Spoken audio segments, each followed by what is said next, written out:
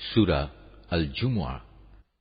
বিসমিল্লাহির রহমানির রহিম। রহমান রহিম আল্লাহ তাআলার নামে। আসমান সমূহ ও জমিনে যা কিছু আছে তা সবই আল্লাহ তাআলার মাহাত্ম্য ঘোষণা করছে। তিনি রাজাধিরাজ, তিনি পূত পবিত্র, তিনি মহাপরাক্রমশালী, তিনি প্রবল প্রজ্ঞাময়।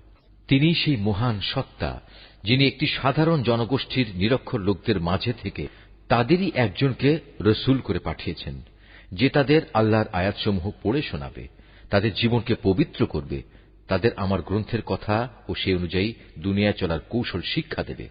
অথচ এই লোকগুলোই রসুল আসার আগে পর্যন্ত এক সুস্পষ্ট গুমরাহিতে নিমজ্জিত ছিল। তাদের মধ্যেকার সেসব ব্যক্তিও গুমরাহিতে নিমজ্জিত যারা এখনো এদের সাথে মিলিত হয়নি। আর তিনি মহাপরাক্রমশালী ও পরম কুশলী। রসুল পাঠানো এটা আল্লাহ তাআলার এক বিরাট অনুগ্রহ। যাকে ইচ্ছা তাকে তিনি এটা দান করেন। আল্লাহ তাআলা মহা অনুগ্রহশীল। যাদের আল্লাহর কিতাব তাওরাত বহন করার দায়িত্ব দেওয়া হয়েছিল কিন্তু তারা এটা বহন করেনি, তাদের উদাহরণ হচ্ছে সেই গাধার মতো যে কিতাবের বোঝাই শুধু বহন করল, এর কিছুই বুঝতে পারল না। তার চাইতেও নিকৃষ্ট উদাহরণ সে জাতির যারা আল্লাহর আয়াতকে অস্বীকার করল। আল্লাহ তাআলা এ ধরনের জালেম জাতিকে হেদায়েত করেন না। হে রাসূল, তুমি বলো, হে ইহুদিরা, যদি তোমরা মনে করে থাকো অন্য সব লোক বাদে কেবল তোমরাই হচ্ছ আল্লাহর বন্ধু, তাহলে আল্লাহর পুরস্কার পাওয়ার জন্য তোমরা মৃত্যু কামনা করো যদি তোমরা সত্যবাদী হও।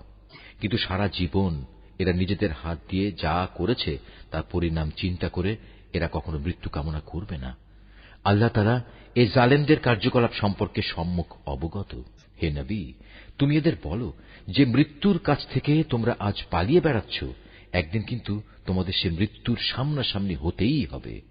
তারপর তোমাদের সে মহান আল্লাহর দরবারে হাজির করা হবে, যিনি মানুষের দেখা অদেখা যাবতীয় কিছু সম্পর্কেই জ্ঞান রাখেন। অতঃপর তিনি সেদিন তোমাদের সবাইকে বলে দেবেন তোমরা দুনিয়ার জীবনে কি করে এসেছ। হে ঈমানদার ব্যক্তিরা, জুমার দিনে যখন তোমাদের নামাজের জন্য ডাক দেয়া হবে, তখন তোমরা নামাজের মাধ্যমে আল্লাহ স্মরণের দিকে দ্রুত গতিতে এগিয়ে যাও এবং সে সময়ের জন্য কেনাবেচা ছেড়ে দাও। এটাই তোমাদের জন্য উত্তম, যদি তোমরা তা উপলব্ধি করো। অতঃপর যখন জুমার নামাজ শেষ হয়ে যাবে, তখন তোমরা কাজকর্মে পৃথিবীতে ছড়িয়ে পড়ো এবং আল্লাহর অনুগ্রহ তালাশ করো আর আল্লাহকে বেশি বেশি স্মরণ করো। আশা করা যায় তোমরা সাফল্য লাভ করতে পারবে। আল্লাহ তাআলার এসব নির্দেশ সত্ত্বেও এরা যখন কোনো ব্যবসায়িক কাজকর্ম কিংবা ক্রীড়া কৌতুক দেখতে পায়, তখন সেদিকে দ্রুত গতিতে দৌড়ায় এবং তোমাকে নামাজে একা দাঁড়ানো অবস্থায় ফেলে যায়। তুমি বলো, আল্লাহ তাআলার কাছে যা কিছু রয়েছে তা অবশ্যই খেলাধুলা ও বেচাকেনার চাইতে বহু গুণে উৎকৃষ্ট। মূলত আল্লাহ তাআলাই তার সৃষ্টির সর্বোত্তম রিজিক দাতা।